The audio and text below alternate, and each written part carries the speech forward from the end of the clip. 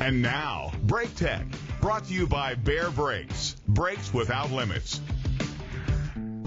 When it comes to a brake system, most people understand how disc brakes work and drum brakes and what the master cylinder does. Where they get a little foggy is all of these little valves, like the proportioning valve and a combination valve and residual valves and a metering valve and what they do and how you use them.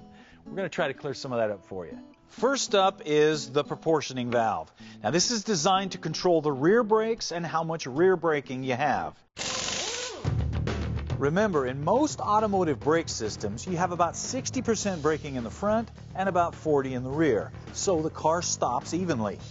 A factory combination valve has the right proportioning valve built right into it. However, if you change or upgrade your brakes, you may need to change to an adjustable proportioning valve so you can dial in your rear brakes.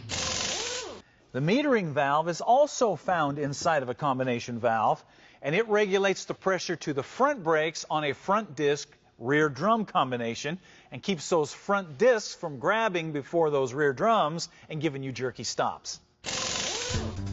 If you're running four-wheel discs, the metering valve is not needed. The brake pressure switch is simply a switch to indicate pressure in the lines when you hit the brake pedal. It sends a signal to your brake lights and it turns them on. And it can be mounted by itself or in a multi-valve setup. Okay, clear so far? All right, now let's talk about how you might use these and what some of the variables are. This is an adjustable proportioning valve. This is something that you would use if you've modified your stock brakes.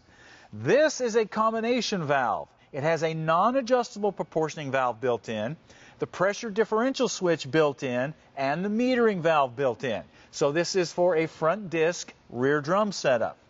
This is for a custom four-wheel disc setup for like a hot rod or a race car. You have the adjustable proportioning valve for adjusting the amount of rear brakes. You have the full junction block and the pressure switch for your brake lights. Okay, finally there are the residual valves, and these little guys mount right in the brake line, and they come in two different poundages. The 10-pounders are for drum brakes, and they put pressure in the line to keep the shoes out close to the drum to give you a higher, firmer pedal. The 2-pounders are used with disc brakes, and you only use them if the master cylinder is mounted lower than the calipers. The residual valve keeps just enough pressure in the line to keep the brake fluid from draining back into the master cylinder.